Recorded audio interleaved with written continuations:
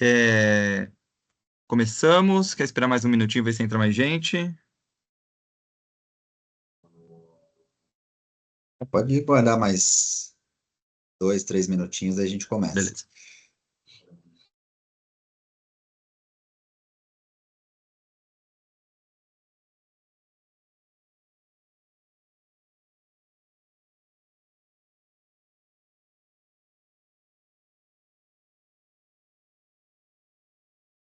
Maíra, tudo bem com você? Olá, Rosiane, oi, boa tarde a todos. boa Tudo, tarde. tudo bem, Felipe? Tudo certo? Ah, então tá bom. Vou participar aqui que conseguiu bater o horário, então tem que aproveitar, né? Sim, com certeza. Cadê o resto da turma? Ninguém mais? Não, o Pablo tá na academia Ah, tá atendendo, e a né? doutora é Sim. só mais tarde, né? Uhum. Aí eu tô sozinha, daí eu falei, ah, nossa, participar lá da palestra. Isso aí, muito bom. Muito bem-vinda. Muito obrigado.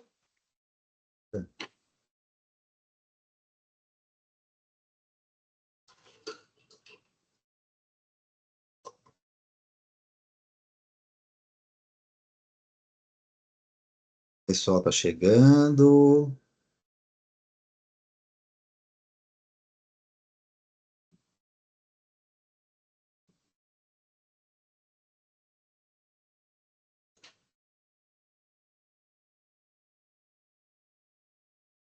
A minha produção aí faltou aquela musiquinha, né, de fundo para dar aquele, hein?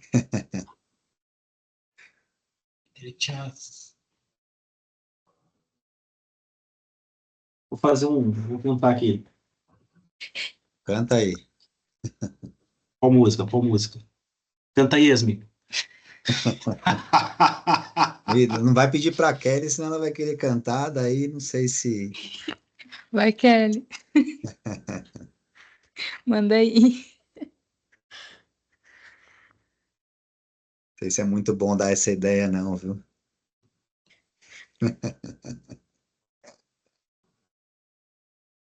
Hum.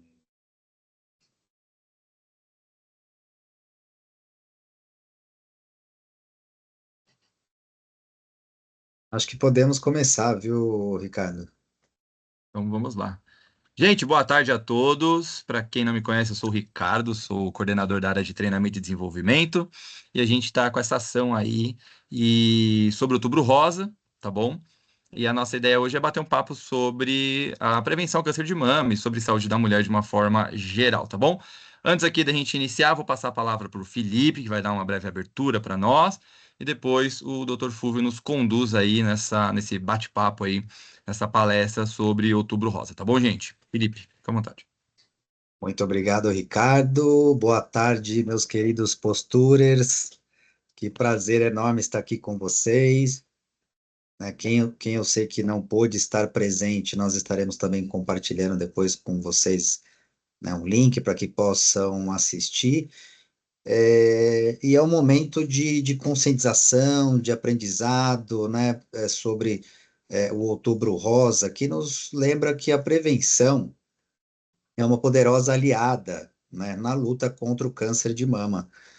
Então, né, nós temos que refletir, né, sobre o autocuidado, a importância dos exames, né, tudo isso que o nosso palestrante aqui vai trazer para nós. E aí, logicamente, que é importante, né, que todos nós aqui compartilhem esse conhecimento com todos à sua volta, que coloque também, né, esse autocuidado em primeiro lugar também, para que a gente realmente, né, faça a diferença nessa campanha, né, e eu já, né, parto aqui agradecendo todos, né, os colaboradores que se envolveram com essa causa, que fizeram diversas ações.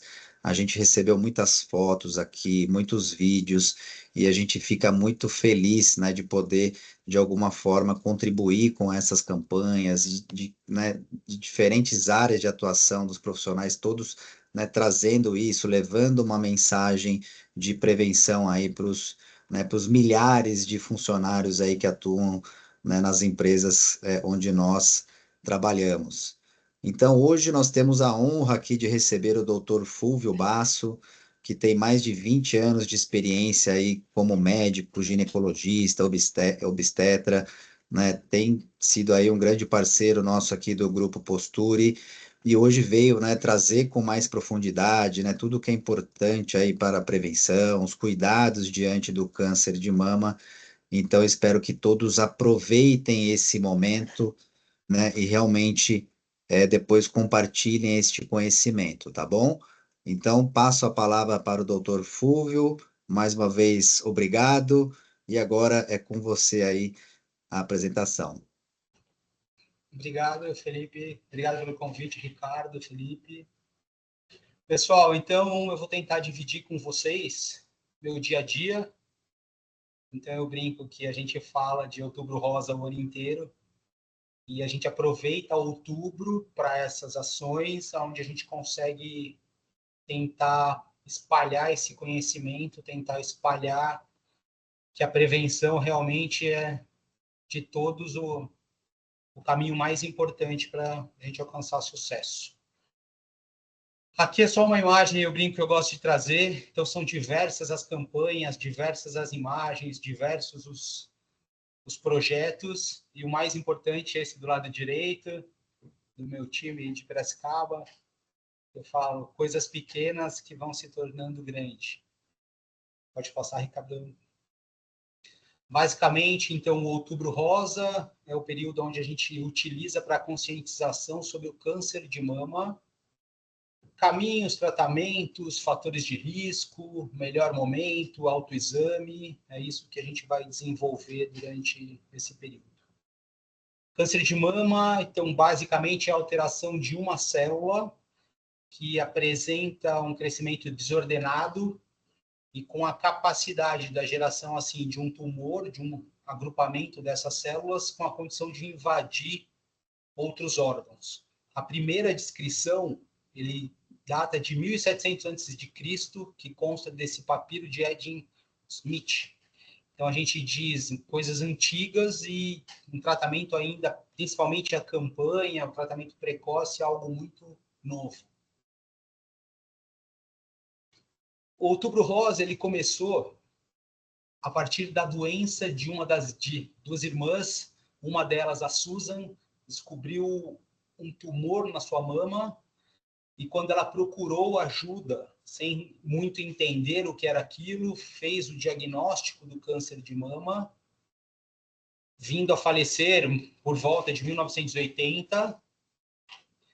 E isso a irmã Susan iniciou, aliás, a Nancy iniciou a fundação após a morte da Susan, aonde elas chegaram, a conclusão foi a coisa básica, que a irmã já tinha notado o caroço há algum tempo, mas nunca foi atrás, nunca tinha investigado, porque ela não tinha ideia de que isso realmente pudesse ser alguma coisa ruim.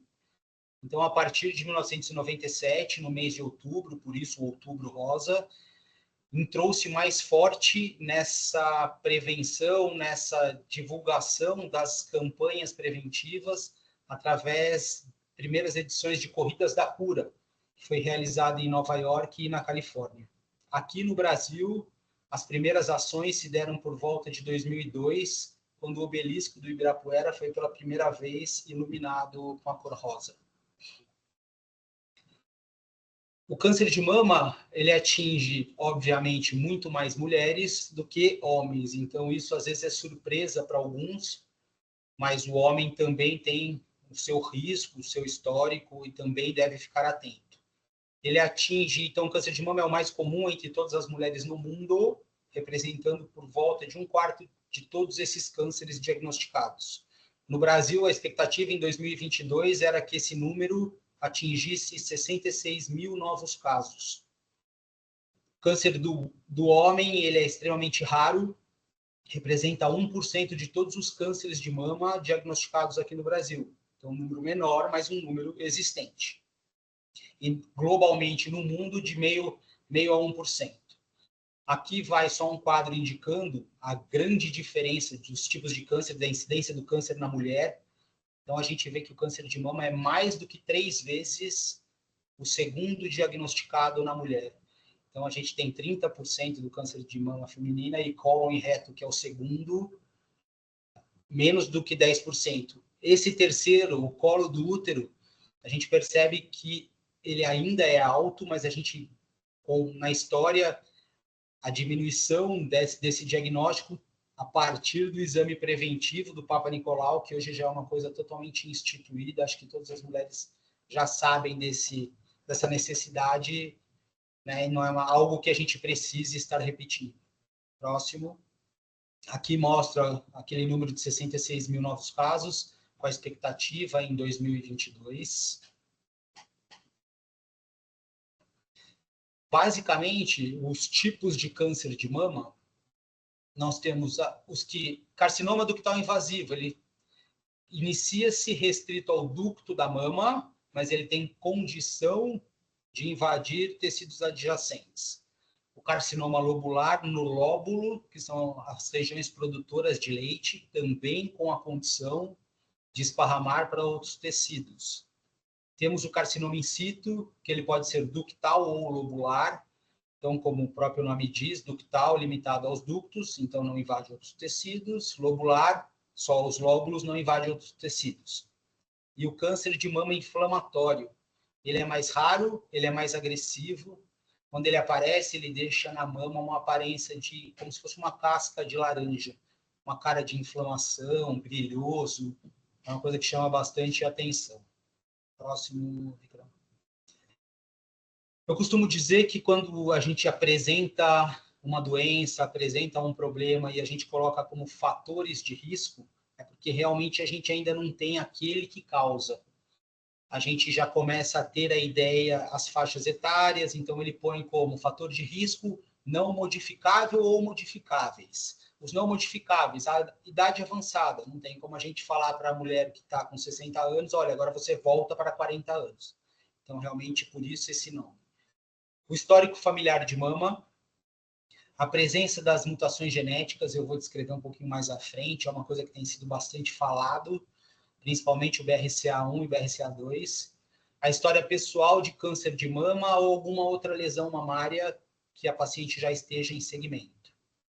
E aqui é onde a gente consegue fazer a diferença, que a gente diz é legal, o esparramar do conhecimento. Obesidade, principalmente após a menopausa.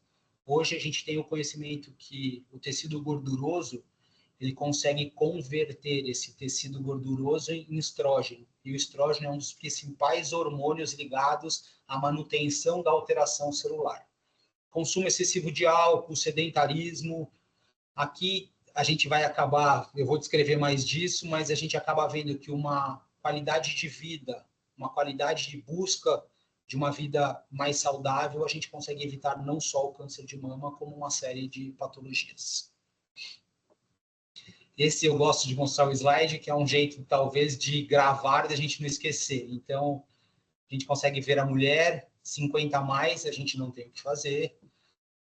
O pacotinho de batata, lembrando da dieta, uma dieta rica, em, entre aspas, comidas muito gostosas, nos levam à obesidade, o tabagismo, a alteração genética, que daí não temos o que fazer, o sexo feminino, que é mais predominante, e o alcoolismo. Tá? Podemos passar. Quando eu comecei o assunto do BRCA, a gente entra na história da hereditariedade do câncer de mama.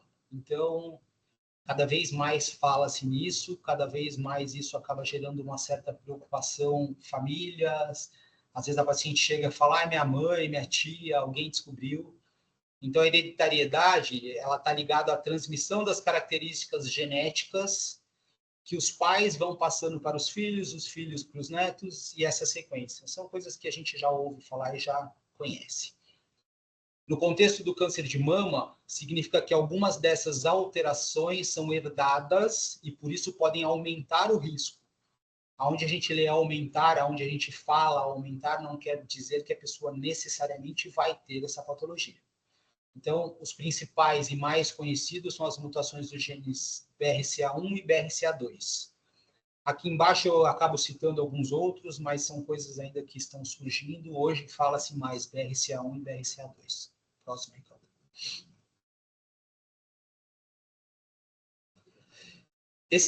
A hereditariedade, a presença ou não dessa alteração, eles são diagnosticados através dos exames genéticos. Então, esses exames têm a capacidade de a gente conseguir identificar se o gene tem essa alteração ou não tem. Então todo mundo vai sair fazendo. Hoje a gente ainda não consegue que todo mundo faça. Ainda é um exame um pouco exclusivo, digamos assim, por questões financeiras, questões de valor. Então ainda a gente tenta restringir isso a uma forma um pouco mais contida, até para não esparramar demais também, uma coisa que pode gerar outras alterações. Então, pessoas que têm histórico familiar forte de câncer, mama, pâncreas, próstata e ovário. Essas são as linhagens onde a gente diz, meu avô teve, meu pai, minha mãe. Então, vale a pena, sim, o investimento e a gente buscar essa alteração. Pessoas com parente de primeiro grau, aquele é mais específico, mãe, irmãs e filhas que tiveram câncer de mama, principalmente antes da idade de 50 anos. Então, aquele como não modificável, a gente acaba falando, depois dos 50, não necessariamente está ligado à alteração do gene. Aqui eu já comentei, o exame, o resultado, ele não deve ser visto como um carimbo, como um diagnóstico de vai ter. Ele simplesmente fala, existe um risco maior dessa pessoa com essa alteração genética desenvolver essa patologia. Então, o que a gente faz, a gente aumenta o cuidado em cima dessa pessoa. Eu vou acabar falando um pouco mais para frente. E é um exame indolor, que ele pode ser feito a partir do sangue ou da saliva da pessoa. Aqui vai mais uma descrição dizendo que realmente o medo não é uma coisa necessária. Apenas 5 a 10% dos casos de mama eles estão relacionados a essas alterações genéticas. Então, isso mostra, a gente consegue sim estar evitando um número importante, mas ao mesmo tempo, meu Deus, então apenas 5 a 10% é que vão acabar levando ao câncer de mama devido à alteração genética. Aqui ele coloca os outros fatores, a idade, o fator hormonal e o estilo de vida. Idade não mudamos, fatores hormonais alguns a gente consegue pelo menos ter mais cuidado, e o estilo de vida é onde a gente mais consegue estar influenciando e mudando. Quando a gente fala do exame genético, aqui vão os benefícios. A gente consegue saber quem são os indivíduos que têm um risco mais elevado de apresentar. Então, com isso, a gente consegue instituir medidas preventivas e um rastreamento mais precoce. Isso que envolve mamografia a gente faz uma vez por ano, você vai fazer 2 vezes por ano. Mastectomia preventiva é uma cirurgia, é um procedimento que não é também, vamos todo mundo agora que tem o BRCA retirar na mama. O paciente já tem a prole constituída, tem um histórico familiar importante, tem a presença da alteração genética do BRCA1 ou 2. Então, realmente, aí vale a pena conversa mais séria sobre a indicação de talvez realizar a cirurgia, mesmo aparentemente sendo uma coisa bem grande, né? Uma coisa que a gente diz invasiva. A oophorectomia também. Paciente já próximo à menopausa, já próximo ao final da função natural do ovário. Então, apresentando a história, apresentando a alteração, é muito bem vista, é muito bem indicada a retirada dos ovários dessa paciente. Uso de medicamentos preventivos, aqui tem um exemplo, é o tamoxifeno. O tamoxifeno, o nome da família dele é um SERM, que quer dizer que ele tem a mesma capacidade de se ligar ao receptor de hormônio do estrógeno, só que ele não apresenta os efeitos maléficos que o estrógeno apresenta. Então, é uma medicação muito usada preventivamente e após o tratamento do câncer de mama, após a cirurgia. Falando agora, o ponto onde a gente modifica.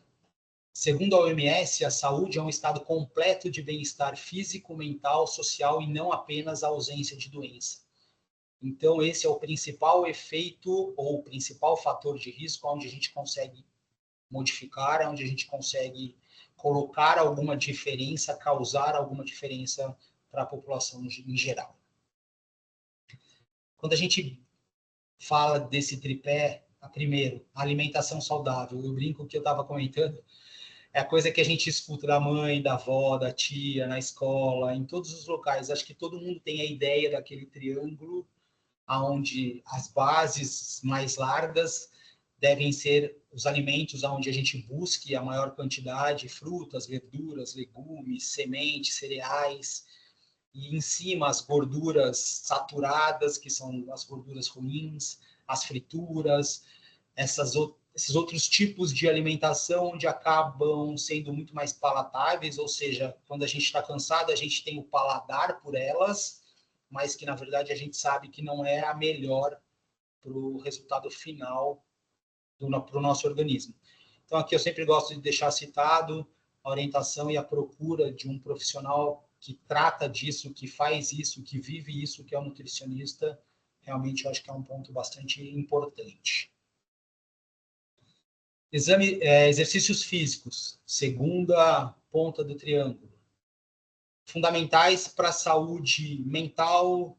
Normalmente, quando a gente está num ritmo de exercício, a gente acaba naturalmente tendo apetite por comidas mais saudáveis. É difícil você conversar com alguém que fala, nossa, eu treino super forte, eu treino, taranã, e à noite eu chego em casa e eu quero uma fritura. Normalmente ele vai falar, nossa, no período que eu realmente estou vivendo desse treinamento, eu consigo muito mais facilmente controlar os meus desejos por comidas não tão boas e consigo viver muito mais tranquilo em relação às minhas escolhas alimentares. Então, o que eu costumo falar para as pacientes no consultório, não adianta você tentar, a princípio, buscar algo que você de cara já diga não gosto. Então, vamos nadar. Nossa, doutor, mas eu não gosto d'água, eu acho, puxa vida, cada vez que eu vou lavar o cabelo... Então, mas e a caminhada? A caminhada é legal, caminhada eu consigo gente para ir comigo, consigo gente para dividir. Então, você está fazendo uma atividade física, participando de um grupo social e, sem perceber, você está fazendo... São vários os pilares onde você está conseguindo agir, melhorando toda a sua condição de bem-estar total. Então, que o exercício passe também a ser visto quase como um remédio. Aqui meio contradiz o início dessa parte do exercício, mas descobrir o que eu gosto, descobrir o que eu não tenho tanta aversão, descobrir. Então passa a ver isso como uma coisa que você tem que fazer todo dia.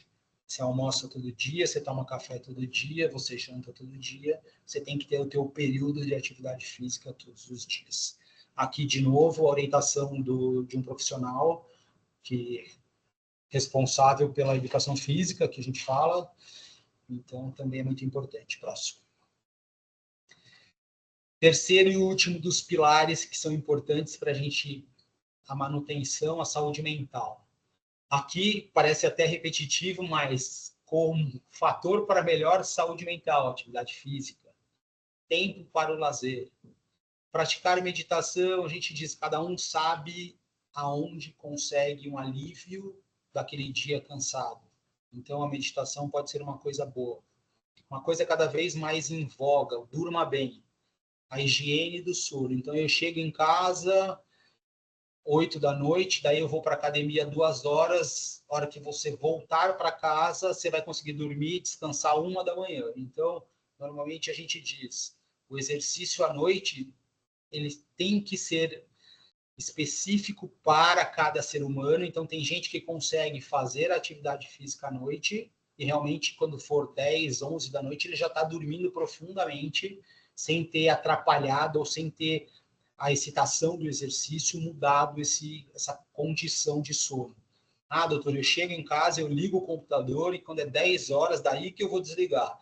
Tua mente vai estar, o estímulo dessa luz no globo ocular é uma coisa que a gente diz, crianças, essas coisas, vale a educação desde o início. Então, 1, 2 horas antes de dormir, tentar diminuir cada vez mais esse estímulo da retina, que é uma coisa que ajuda o cérebro a desligar, e um sono bom, dorme bem, é uma higiene que a gente diz, isso faz a diferença no dia seguinte. Durante todo... Pode deixar lá ainda, Ricardo.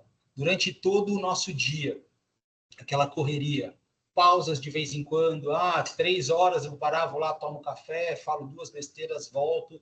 Parece às vezes que não é nada, mas esses 2, 3 minutinhos, 5 minutinhos fazem a diferença no final do mês, no final do ano.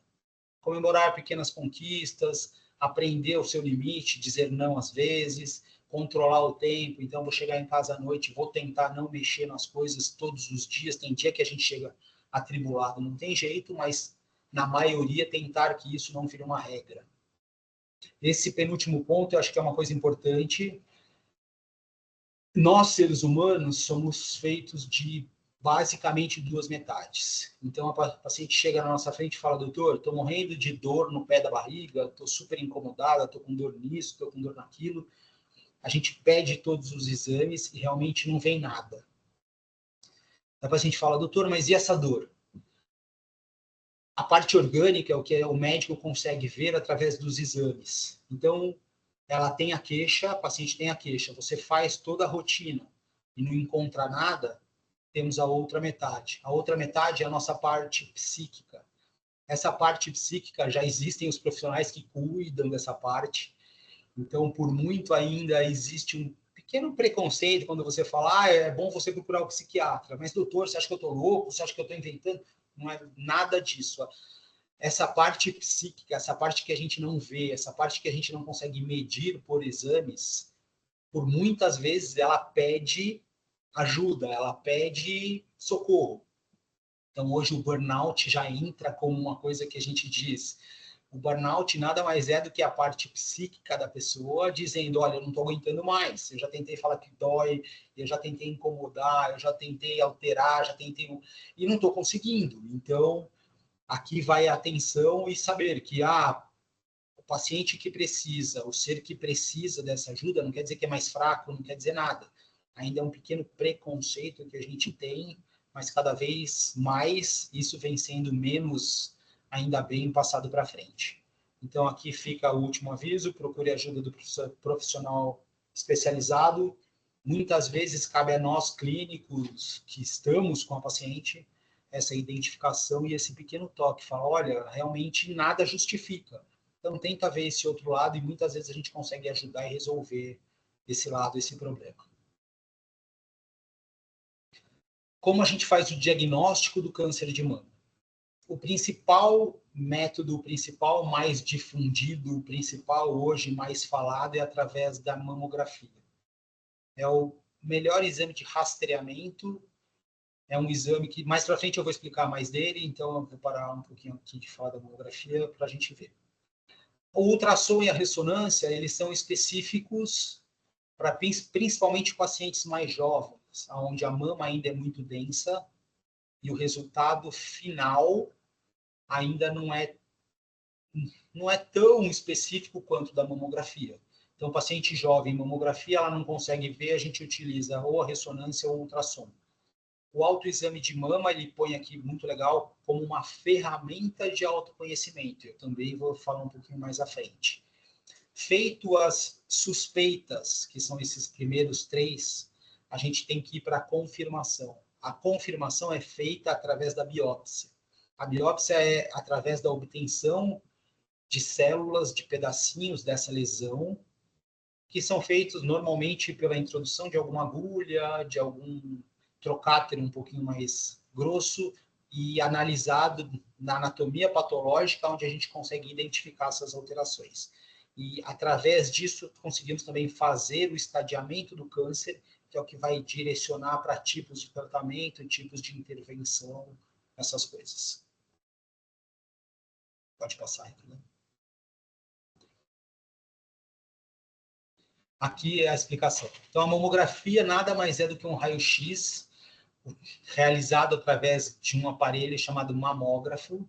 Então, o raio-x é o método diagnóstico mais antigo que a gente tem de imagem, que antes já foi uma coisa, hoje, quando a gente fala, vamos fazer um raio-x, quase a gente não sabe nem como funciona mais. Então, no mamógrafo, ocorre a compressão do tecido mamário, por isso, em pacientes mais jovens, a não total indicação, a não total qualidade do resultado, e aonde, através dessa compressão, a passagem dos raios, eles conseguem identificar pequenas alterações, processos que ainda sequer a gente consegue, ao toque, examinar. Então, aqui ele explica que a compressão é necessária para que o tecido da glândula mamária fique de uma forma toda esparramada e os raios consigam realmente atravessar de uma forma mais igual e, com isso, a identificação de nódulos, microcalcificações, ele fica mais facilitado. A mamografia é um exame que aqui ele põe como rastreamento, ele põe toda uma explicação, algo que a gente realmente foi muito difundido nesses anos, então acho que não cabe tanto aqui o a fundo. E hoje a gente tem a mamografia digital, que é exatamente a mesma coisa, só que essa imagem ela é computadorizada. E com isso a gente consegue mexer nessa imagem. Isso quer dizer, um pouco mais claro, um pouco mais escuro, um pouco mais de zoom. E com isso hoje a mamografia digital ela comprime um pouco menos a mama. Então tem muitas pacientes, às vezes vai a dica, que ela fala, eu queria fazer mamografia digital. Ela é um pouco mais agradável, digamos assim, para a realização. Pode seguir. Os questionamentos, normalmente, né, quando é a primeira vez, se a mamografia dói. Eu costumo dizer que ela causa um desconforto, porque você pegar a mama e essa compressão, sim, causa um desconforto. Então, isso vai muito do profissional que está ali te ajudando. Então, na foto, uma pessoa simpática que consiga se transferir para a posição da paciente, onde ela sabe o desconforto, então, que a paciente, às vezes, por uma boa orientação, por tirar todo aquele peso do exame, ela consegue que o desconforto seja extremamente menor. Melhor período para a mamografia. A gente sabe que o tecido da mama, períodos pré-menstruais, eles estão mais densos, mais túrgidos. Então, a principal orientação é ser realizado exatamente após a menstruação. Normalmente, 7 a 10 dias após a menstruação, é quando a mama está menos túrgida, é quando o tecido está um pouco mais... Eu não queria... quase flácido, digamos assim, mas é a diminuição da turgidez. Então, pela mudança hormonal, então, nesse período, a compressão causa, com certeza, um desconforto menor na paciente. O exame físico, que fazia parte daqueles 3 exames. Esse é um exame muito interessante, é um exame que todo mundo consegue reproduzir, consegue passar para frente. Eu brinco, todas as mulheres tomam banho todo dia, todas as mulheres ficam, na maioria das vezes, nuas na frente do espelho, então ela consegue observar mama, areola, mamilo. Então, às vezes, apenas esse observar o corpo todo dia, ele já serve como o primeiro alerta de algo diferente ou aquela tranquilidade de que realmente não tem nada diferente, está tudo em paz. Então, sem roupa na frente do espelho, pode passar o próximo, que ele tem desenho. Então, a gente vai observar aqui, o desenho ele mostra, são basicamente as 3 posições que a mulher deve fazer na frente do espelho. A primeira com a mão descansada, ela vai olhar, eu brinco, o umbigo, ele é uma pele chupada para dentro. Mas ali no umbigo é uma coisa normal de acontecer. Então, isso é só o exemplo de, eu comecei a reparar o contorno da mama, apareceu uma retração da pele, uma área que parece que foi chupada para dentro, isso tem que chamar a minha atenção. De novo, mas então tem alguma coisa errada. Não necessariamente tem alguma coisa errada, mas tem que chamar a atenção, tem que te fazer procurar uma investigação. Então, primeiro com os braços parados, daí você faz a mesma coisa com os braços, com as mãos atrás da cabeça, e depois a mesma coisa fazendo um movimento como se fosse uma borboleta para frente e para trás, e sempre observando o contorno das mamas para ver se mudou alguma coisa, algo diferente, apareceu um caroço ou a pele realmente apareceu essa retração, tem que chamar a atenção. Aqui é a foto, de novo, eu brinco que acho que a imagem guarda mais. Doutor, eu percebi que está saindo, eu tiro meu sutiã, tem as 2 mamas estão diferentes, as 2 mamas estão sujas na parte do sutiã, ou toda vez eu aperto, sai um pouquinho de secreção. Então, a gente diz, a saída de líquido, a expressão positiva, na maioria das vezes a gente até conversa com o paciente e fala, olha, a princípio pode ficar super em paz, hoje a gente não põe essa expressão positiva como um sinal suspeito. E bilateralmente também a gente não põe como um sinal suspeito. Doutor, hoje eu reparei, estava molhadinho de um lado, então a descarga papilar de um dos lados, de um líquido mais aquoso, que não foi estimulado, isso são alguns dos exames que a gente fala, aconteceu, vamos investigar de novo. Jamais, apareceu uma vez isso, eu já sei, estou com câncer, de jeito nenhum. É só o sinal de alerta, vou procurar ajuda. O segundo quadrinho, quando a gente percebe a mama, aqui um bom exemplo é a mulher que está amamentando. Se a gente tiver alguém perto que esteja nesse período recém-nascido amamentando, a gente repara a mama, você consegue ver todos os vasos da mama de uma forma muito túrgida e você consegue ver esse desenho venoso. Então, isso no período da amamentação, bilateralmente, é uma coisa esperada, fisiológica e normal.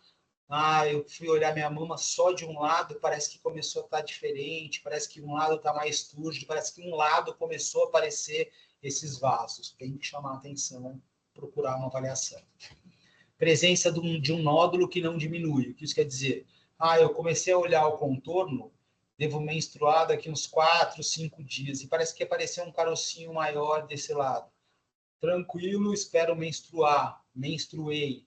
O caroço continua, vou procurar ajuda. Sumiu, não tenho mais nada. Provavelmente foi só algum ducto, alguma glândula que ficou um pouco mais túrgida nesse ciclo. E provavelmente nem se repita.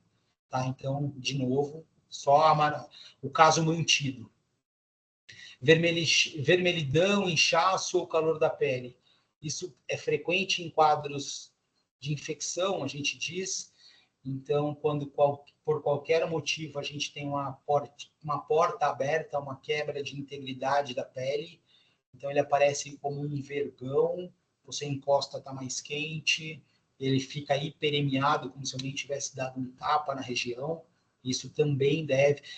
Nesse caso, normalmente ela tem a dor, então ela vai acabar procurando, sem muita demora, a ajuda. Assimetria das mamas.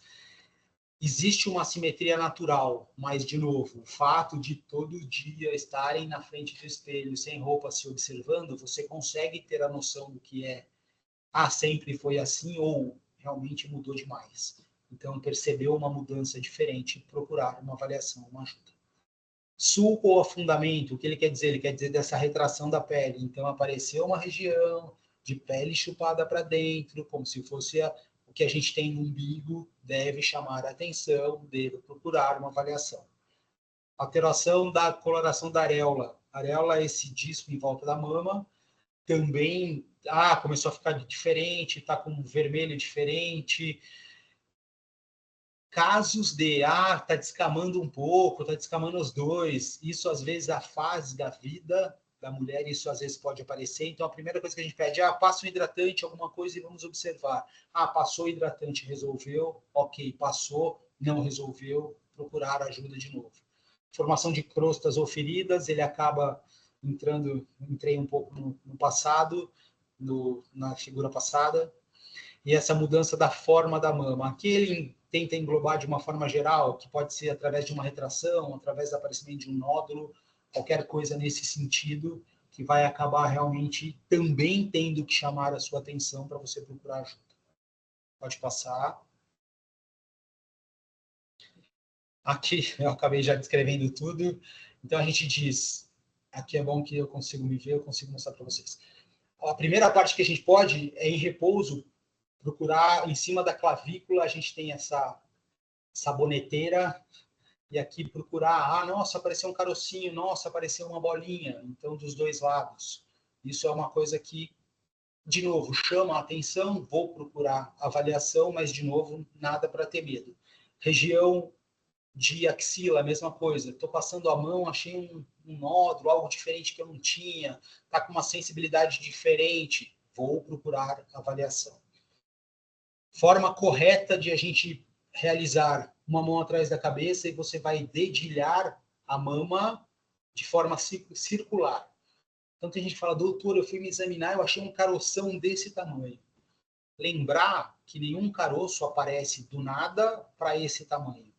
Então eu falo para os pacientes, quando você vai se examinar, pensa sempre num grão de feijão. Então você está fazendo o exame na mama, circular, na frente do espelho, sem roupa, acabou de sair do banho, você vai passar a mão, melhores períodos. Ah, eu faço isso todo dia, ok? Ah, melhor período, após a menstruação. Então você vai ganhando mais experiência e você vai ganhando intimidade com o teu corpo. Ah, vou procurar o grão de feijão. Nossa, achei um carocinho pequenininho, parece um grão de feijão, parece uma pequena azeitona.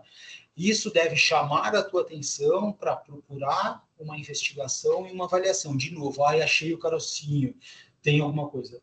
Na grandíssima maioria das vezes, são fibroadenomas. Então, fibroadenoma seria como o primo do mioma.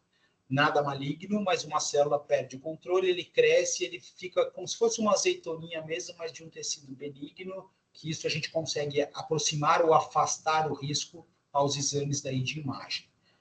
Então, basicamente isso. Pode passar o próximo. Aqui vem o desenho de novo, né? Que o brinco é uma forma mais fácil que a gente tem. Então, a mulher na frente do espelho, aqui ela podia estar com a mão atrás da cabeça. E durante o banho, ensaboada, é um momento muito interessante para a mulher realmente sentir a mama. Então, ela consegue, passando a mão em toda a mama, com o passar dos dias, ela vai entender, falar, nossa, olha que coisa grande que eu peguei dentro da minha mama, provavelmente é a tua glândula mamária, provavelmente você vai começar a ver, nossa, eu devo menstruar daqui uns dias, nossa, como ela está até dolorida, como ela está grande, como ela está dura, então ela está túrgida, nossa, acabou a minha menstruação, nossa, fui examinar no banho, passei a mão, já não percebo mais nada. Então, esses 2 minutos, esse minuto que você está ali durante o banho ensaboada, é o momento onde você consegue uma intimidade, entre aspas, com o seu corpo, com sua mama, onde fica bem tranquilo de você ir conseguindo perceber coisas diferentes. E tentar relacionar com a fase do ciclo, isso te dá tranquilidade e vai te acumulando um conhecimento para realmente alguma coisa diferente. Próximo. Tratamento do câncer. Basicamente, quando a gente fala em tratamento, a primeira coisa que vem na cirurgia, que vem à mente é a cirurgia. Então, conforme grau, conforme tipo, conforme estadiamento, a gente tem a mastectomia, onde tem a retirada total da glândula mamária, conforme localização, tira-se toda a mama, a pele, o mamilo, essas coisas. E hoje, cada vez mais, a gente faz essa lumpectomia ou quadrantectomia, porque com o avanço da qualidade do diagnóstico, a gente consegue estadiar de forma melhor. Então, fazendo primeiro o diagnóstico precoce, o estadiamento correto, você consegue, às vezes, tirar só o fuso da onde está a lesão. Então, você não precisa mais tirar a mama toda, você tira realmente só a região que está afetada, aonde tem essa presença dessas células alteradas. A radioterapia e a químio são tratamentos que a gente coloca adjuvantes. Eles podem hoje funcionar após a cirurgia ou como um sanduíche. Você faz a químio, faz a cirurgia e complementa com rádio. Você faz a rádio, faz a cirurgia e depois complementa com a químio. Então, isso vai depender do tipo, do estadiamento. Cada tratamento, cada caso, ele é visto de forma individual e com o paciente é definido o melhor caminho. Terapia hormonal, frente à história do diagnóstico, são tumores que são, a gente diz como hormônios sensíveis, onde através do bloqueio dessa parte hormonal você consegue minimizar a evolução da doença. Por isso, muitos dos tratamentos após cirurgia, quimio e rádio, a paciente toma por um período tamoxifeno. Então, tamoxifeno é aquela medicação que consegue se ligar aos receptores e que não produzem o efeito que o hormônio produziria quando ligado. Esses tratamentos específicos de células tumorais, a gente diz... Pode passar a próxima, que também envolve isso, Ricardo. Vem imunoterapias, onde a gente diz essa medicina de precisão, cada vez mais a gente tenta afetar menos todo o ser em volta. Então, hoje, existem tipos de tumores onde você consegue fazer anticorpos que quando injetados no corpo, eles não vão agir no corpo todo. Eles vão agir apenas na região afetada, apenas na célula afetada. Antes, quando a gente falava em químio, o primeiro medo da mulher era perder o cabelo. Hoje a gente já sabe que não são todas as químios que a gente perde cabelo. Então, principalmente por isso também que a gente consegue, né, direcionar mais o tratamento. Aqui vem como detecção precoce, ele entra num melhor prognóstico, menor invasão, e vacinas terapêuticas ainda são coisas que a gente ainda está caminhando, ainda está engatinhando. Pode seguir o próximo. Aproveitando o período de outubro, né, a mulher ela não tem só a mama, a mulher não é só uma mama, ela não é só um útero. Então, aqui eu quis deixar esses dois últimos como exames preventivos da mulher e o próximo é exame preventivo do homem. A mamografia, que foi falado bastante, colpocitologia oncológica, colpo e vulvo, são os exames do Papa Nicolau, a colposcopia e vulvoscopia são exames complementares ao Papa Nicolau. É um exame que hoje acho que toda mulher entende que cada ano, cada no mínimo 2 anos, deve fazer, a gente evita, a gente consegue tratar muito antes, por isso a queda nesse número de câncer de colo. Ultrassom transvaginal, ultrassom de abdômen, ultrassom das mamas e tireoide. Eu costumo dizer que o ginecologista é o clínico da mulher. Às vezes a mulher ela vem no gineco, e se o gineco tem aquela visão, vai pedir da mama, vai pedir do útero só, a mulher não vai em outro médico. Então eu brinco, já faz parte da rotina, ultrassom de abdômen e ultrassom da tireoide, que são exames não invasivos e que a gente realmente consegue fazer a diferença. A densitometria, cada vez mais fala-se em prevenção, a densitometria, principalmente após a menopausa, apesar de quanto mais cedo você conseguir fazer o preparo da sua massa óssea, para quando na menopausa você começar a perder essa massa óssea, então quanto maior for a sua reserva, menor vai ser o seu risco ali na frente de repente quebrar e cair, então as fraturas nas pacientes, principalmente mulheres idosas, que acaba acamando a paciente, e esse ficar na cama pode desencadear uma série de patologias que às vezes acaba levando ao óbito. Então a densitometria aqui entra assim como um exame preventivo. A colonoscopia, lembrar que aquele segundo era cólon e reto. Então, um exame pelo menos 45 anos para fazer o primeiro. Se eu tenho uma história familiar, é uma coisa que vale a pena a gente tentar investigar, às vezes mais cedo. É um exame que não causa... O exame em si, a gente não percebe nada, porque você está anestesiado. O preparo, às vezes, é um pouco mais chatinho, mas é uma coisa, é um preço que vale a pena ser pago. Aqui vem alguns exames de sangue, de novo.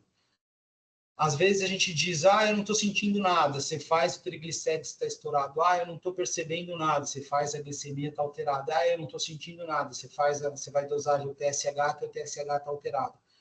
Então, pelo menos a cada ano, cada 2 anos, acho que uma bateria de exames de sangue, mesmo não estando seguindo nada, é uma coisa totalmente indicada e que realmente vale a pena. Próximo. Aqui, como preventivo, então, dos homens, ultrassom de abdômen total, ultrassom da tireoide. No ultrassom do abdômen, a gente consegue avaliar a próstata, não é o melhor exame, mas é um exame que, às vezes, por toda a série de ver a próstata, tal, ele consegue ter uma ideia.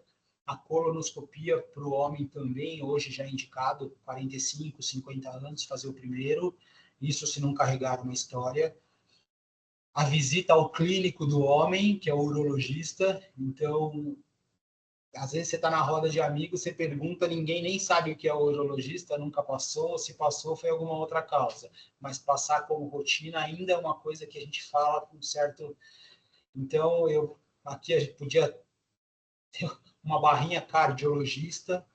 Então, o urologista e o cardio, acho que são bem clínicos do homem. E aqui uma bateria de exames, acho que básicos também para o homem, amilase, a função do pâncreas, a função renal, colesterol, o açúcar, essas coisas, são coisas bem básicas mesmo para a gente estar pelo menos uma vez por ano ou a cada 2 anos. Próximo, Ricardo.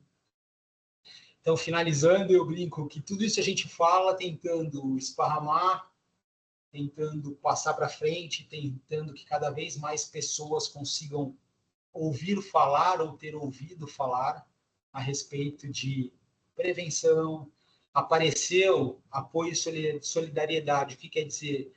Se a pessoa você está vendo, às vezes a gente precisa de pequenos toques, vamos aí, não é nada, pode fazer o exame, mas eu estou com medo, não, mas faz, não acontece nada, é o exame, você está vendo, mas e se tiver alguma coisa? Se tiver alguma coisa, a gente vai atrás, a gente vai junto. Então, não são raros as vezes onde a gente conversa e a paciente, você percebe que ela foge do exame porque ela já praticamente se colocou com um diagnóstico de algo diferente. E, na verdade, a gente não precisa desse receio. Fazer o exame, você vai, se tiver alguma coisa, achar, e quanto mais cedo for achado, melhor vai ser o resultado na busca da cura e do tratamento. Obrigado, fico à disposição. Doutor, obrigado. Beleza. Eu vou. Pessoal, agora fiquem à vontade. Se alguém tiver pergunta, pode abrir o microfone e fazer pergunta. Ricardo, não quero abrir o microfone. Pode colocar no chat aqui que eu faço a mediação das perguntas. Não sei se tem alguém aqui que já quer fazer uma pergunta, se alguém tá tímido. Ó, a Ju já levantou a mão. Fala, Ju. Oi, eu vou abrir o microfone para falar. Doutor Fúvio, eu sou a Juliane, né? Muito prazer. Primeiro, parabéns pela palestra. Achei muito rica a sua apresentação. Tinha vários pontos assim que eu não tinha noção. Foi muito legal. Aí eu tenho duas perguntinhas. Primeiro, eu queria saber mais sobre a sua experiência, né, sua vivência no consultório e de que forma as pessoas que estão em volta da pessoa diagnosticada com câncer de mama podem se tornar essa rede de apoio, assim, porque eu acho que quando a gente fala de câncer, a primeira coisa que vem na cabeça, assim, é um medo, uma angústia, um desespero mesmo. Então, eu queria saber disso de você primeiro. Você sabe que sempre que a gente vai dar primeiro um diagnóstico, às vezes a paciente não vem sozinha. E quando a paciente vem sozinha, a gente sempre tenta ver se ela não quer voltar na semana seguinte ou voltar numa próxima consulta acompanhada. Porque, às vezes, como ela recebe essa notícia, ela sai daqui e é capaz dela tentar pular na frente do ônibus ali na frente, porque você fala assim, olha, está no começo, a grande chance de a gente conseguir um sucesso, mas a única coisa que ela ouve é que ela está doente e que, de repente, a vida acabou. Então, assim, aqui no consultório, eu não tenho tanto diagnóstico de câncer de mama.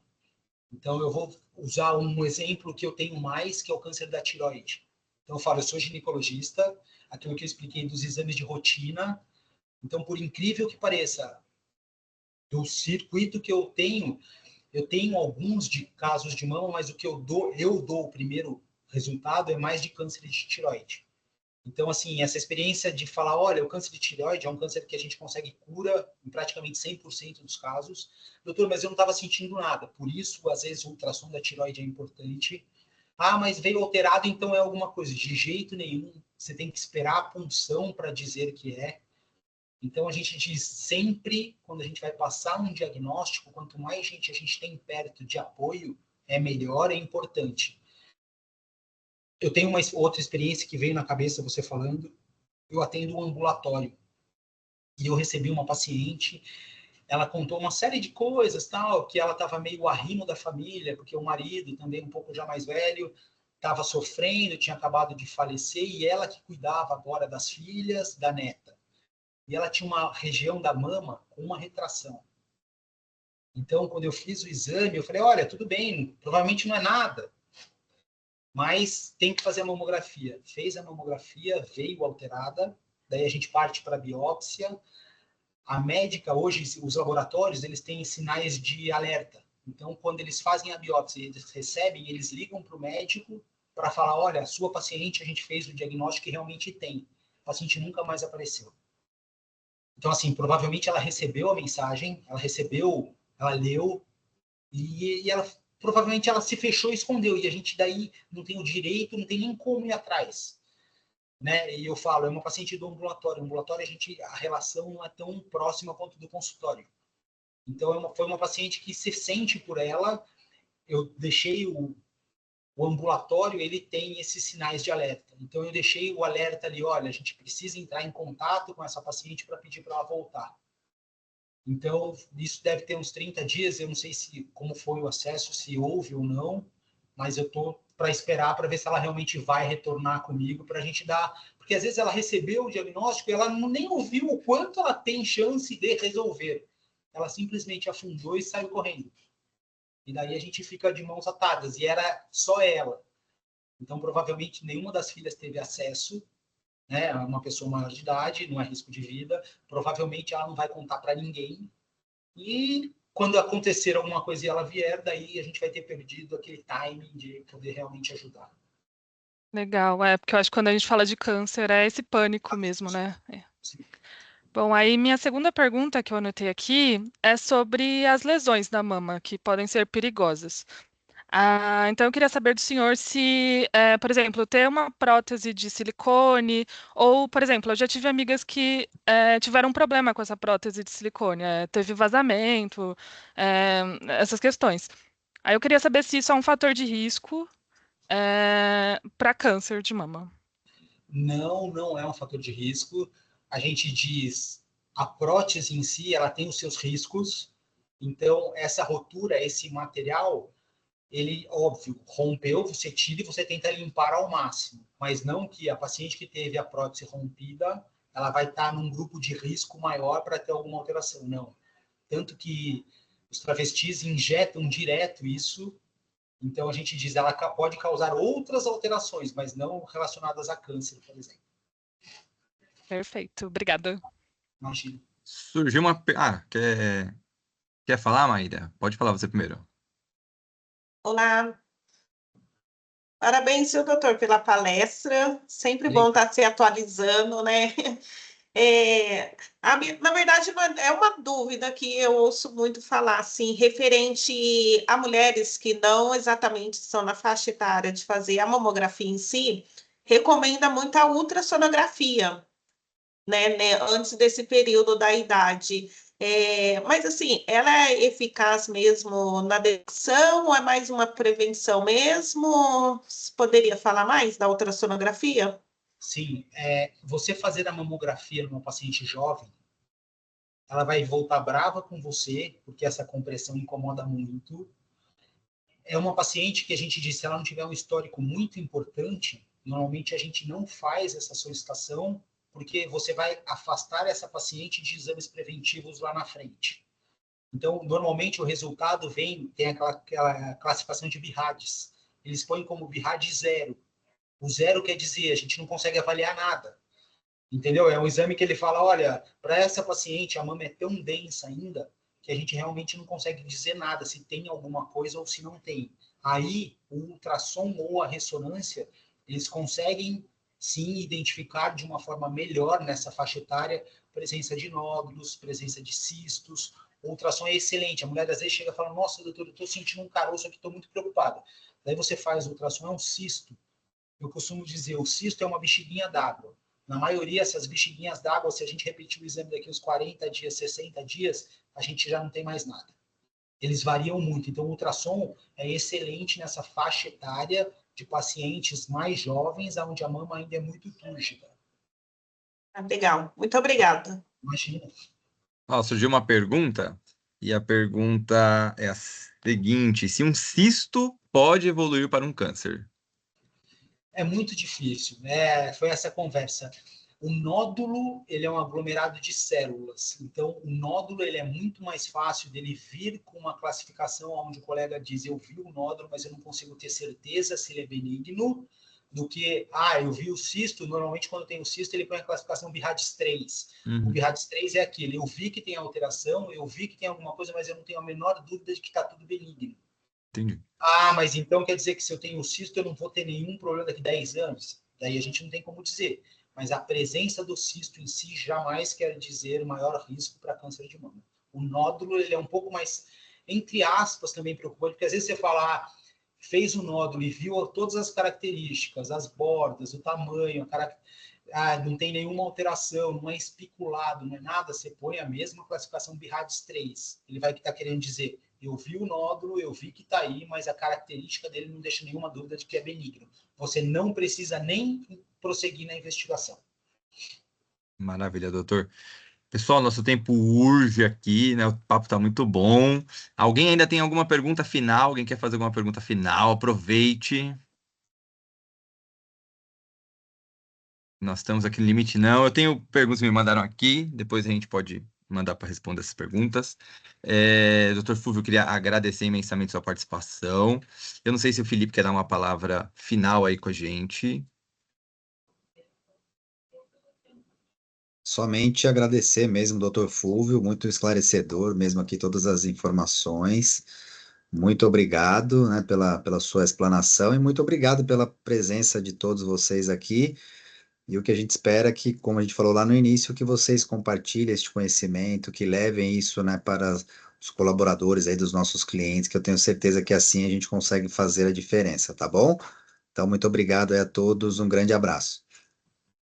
Doutor Fulvio, muito obrigado. Obrigado, gente. Tenha uma excelente tarde aí e a gente vai se falando. Beleza, Ricardo. Obrigado, gente. Um abraço. Tchau, Tchau, tchau. tchau. Tchau, tchau. Tchau, tchau.